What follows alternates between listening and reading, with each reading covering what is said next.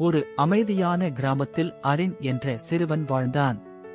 அவன் ஓட்டப் போட்டியிலும் படிப்பிலும் விளையாட்டிலும் எப்போதும் கடைசிதான் வந்தான்.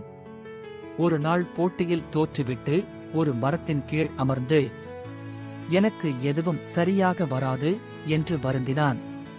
அப்போது ஒரு வயதான தோட்டக்காரர் அவனை பார்த்து ஒரு சிறிய விதையை கொடுத்தார். இதை நட்டு தினமும் கவனிக்கிறாயா என்று கேட்டார். அரின் அந்த விதையை நட்டான். அடுத்த நாள் எதுவும் நடக்கவில்லை. ஆனாலும் அவன் தினமும் தண்ணீர் ஊற்றினான். சில நாட்களில் ஒரு சிறிய முளை மண்ணில் இருந்து வெளியே வந்தது.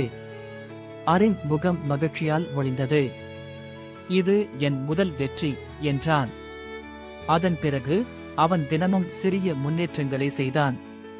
ஒரு பக்கம் கூடுதல் படித்தான். சிறிது தூரம் அதிகமாக ஓடினான். நேற்றை விட இன்று சிறப்பாக முயன்றான். மாதங்கள் கழிந்தது. மீண்டும் ஒரு ஓட்டப் போட்டி. இந்த முறை அரின் நம்பிக்கையுடன் ஓடினான். அவன் முதல் வரவில்லை. ஆனால் கடைசியும் இல்லை. அவன் சிரித்தபடி முடித்தான். தோட்டக்காரர் சிரித்தார். நீ ஒரு செடியை மட்டும் வளர்க்கவில்லை, உன்னையே வளர்த்துக் கொண்டாய். அரின் மகிழ்ச்சியுடன் நின்றான். இப்போது அவன் கைகளில் வெற்றிகள் இருந்தன. சிறிய வெற்றிகள்,